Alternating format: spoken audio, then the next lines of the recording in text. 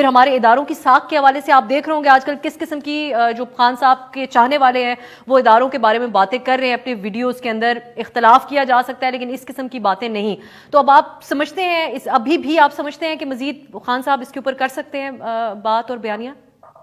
دیکھیں خان صاحب ذمہ دار ہیں اپنے چاہنے والوں کے لیے بھی. مطلب ہمیں یہ بھی پتا ہے کہ یہ خان صاحب کا چاہنے والا ہے, اگر اس نے کوئی غلط بات کی تو خان صاحب اس کے ذمہ دار ہیں. نواز شریف اپنی زبان کے لیے ذمہ دار نہیں ہے. بلاول جو جب خان یہ صاحب کہیں گے ان سے وہ چاہنے والے وہی بات ریپیٹ کریں گے نا سر. خان صاحب تو بار بار فوج کو کہتے ہیں کہ اگر فوج مجھ سے زیادہ ضروری ہے. نواز شریف کہتا ہے فوج قومی مجرم ہے. اس دن ٹویٹر سپیس میں ہی کہی تھی انہوں نے ایک دفعہ یہ بات. نہیں, یہ انہوں نے جلسے میں بھی کہی. انہوں نے کل جلسے میں بھی کہا کہ اگر آپ کی فوج نہیں ہوگی تو آپ کے ملک کے 3 ٹکڑے ہو جائیں گے. اور وہاں پہ پاک فوج زندہ باد کے ادھر نعرے بھی لگے جلسے میں. نواز شریف سٹیج پہ کھڑے ہو کے فوج کے حوالے سے کیا بات کرتے تھے.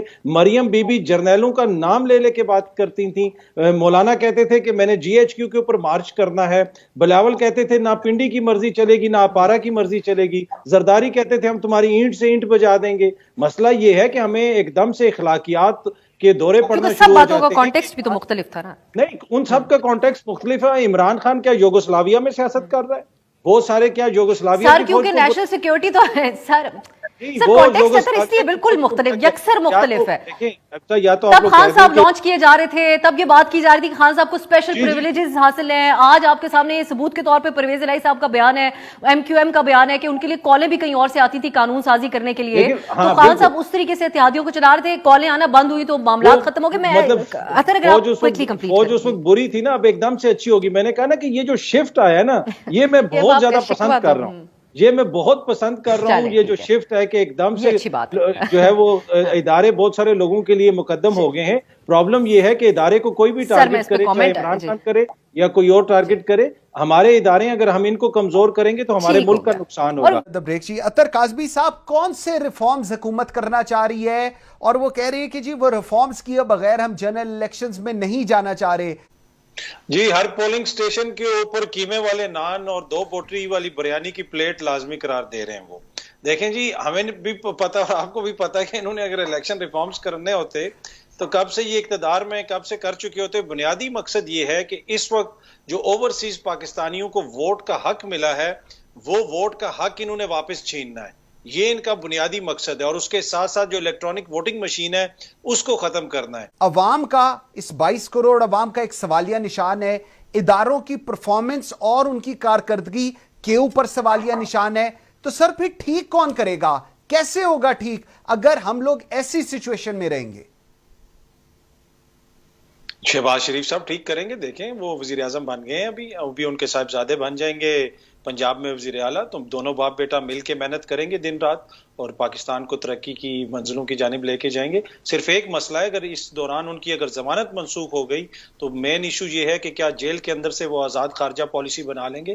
مسئلہ یہ ہے منصور صاحب کہ ہمارے ساتھ جو مذاق ہوتا رہا گزشتہ 70 سالوں کے دوران وہ آپ نے بھی دیکھا اور میں نے بھی دیکھا. اب آپ بھی سمجھتے ہیں اور میں بھی سمجھتا ہوں. کیا ایسے جمہوریتوں میں حکومتیں چلتی ہیں؟ کیا اس طرح کی لیڈرشپ آتی ہے؟ کیا اس طرح کی لیڈرشپ میرے اور آپ کے مسائل حل کر سکیں گے؟ کیا سندھ کے اندر, پورے سندھ کے اندر کوئی ایسا نلکا ہے جہاں سے بلاول صاحب جا کے خود پانی پی لیں؟ انتہائی احترام سے عرض کر رہا ہوں. کیا پورے پنجاب کے اندر کوئی ایسا اسپتال ہے جہاں سے شریف خاندان جا کے اپنا علاج کروا لے کسی سرکاری اسپتال سے؟ تو یہ وہ لوگ ہیں جو مسلسل حکومتوں میں رہے. ابھی پیپلز پارٹی تقریباً 15 سال سے حکومت میں ہے. نون لیگ پہلے کتنی دفعہ پنجاب میں حکومت میں رہ چکی ہے, سینٹرل میں حکومت میں رہ چکی ہیں دونوں جماعتیں. تو انہوں نے کیا کیا ہے؟ عام بندے کے لیے تو کوئی ڈیفرنس نہیں آیا. تو یہ جب بات کرتے ہیں آئین جمہوریت تو اس کی وجہ سے جو لوگوں کے اندر بھی ایک طرح سے لوگ بھی متنفر ہوتے ہیں اس سارے نظام سے. وہ کہتے ہیں اس نظام کے اندر تو ہمارے لیے کچھ بھی نہیں ہے. اطہر صاحب, اسٹیبلش کرنے کے حوالے سے میں آپ کی طرف یہ سوال لے کر آنا چاہوں گی. عمران خان صاحب نے آج بھی یہ بات کہی کہ جو سازش کر رہے تھے ان کو پہلے سے پتا تھا کہ مجھے ریپلیس کس نے کرنا ہے. شہباز شریف صاحب وہ کہتے ہیں کہ جی ایک بھائی یہاں پر تھا, دوسرا بھائی لندن میں جو ہے وہ ملاقاتیں کر رہا تھا. زرداری صاحب کا بھی انہوں نے نام لیا کہ جی سب ملوث تھے. پھر انہوں نے کہا ایک مجھے جنوری سے پتا تھا. ایک پوائنٹ پہ وہ یہ کہہ چکے ہیں کہ جی اگست سے ان کو چیزیں پتا تھی. 7 مارچ کو جو ہے یہ کیبل آتی ہے, 27 مارچ کو لیٹر جو ہے وہ لہرایا جاتا ہے.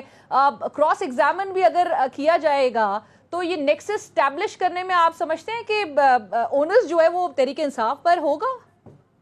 देखिए, इसमें कुछ तो जेन्युइन क्वेश्चंस हैं जो बहुत सारे लोग भी उठा रहे हैं, कुछ वो वाले क्वेश्चन हैं जो पुलिस वाले करते हैं जब अपनी चोरी की आप दरखास्त लेके जाएं तो वो आपसे पूछते हैं ताला लगाया था, क्यों नहीं लगाया ताला, किधर रखी थी चीज, कहाँ संदूक के अंदर क्यों नहीं थी। अब बहुत सारे हमारे दोस्त उस तरह के सवालात उठा रहे हैं। मसला ये है कि चोरी जिसकी हुई है, जिसके खिलाफ साजिश हुई है, उसके ऊपर तो हम सब ने चढ़ाई कर दी है, तहकीकात करने के लिए हम तैयार नहीं है। अब देखें, ऑब्वियसली हमारे इदारों ने अगर कोई तहकीकात की हैं तो उसमें क्या मुज़ायका है कि वही तहकीकात आप पेश कर दें जुडिशल कमीशन के सामने। अगर जुडिशल कमीशन एक बनता है और हमारे इदारों ने तहकीकात की हैं और यकीनन उन्होंने उस पर दिन लगाए होंगे, महीने लगाए होंगे, बहुत सारा उसमें मटीरियल होगा, अफसरान होंगे जिन्होंने उसके ऊपर टाइम लगाया होगा, तो वो तहकीकात आप रख दें जुडिशल कमीशन के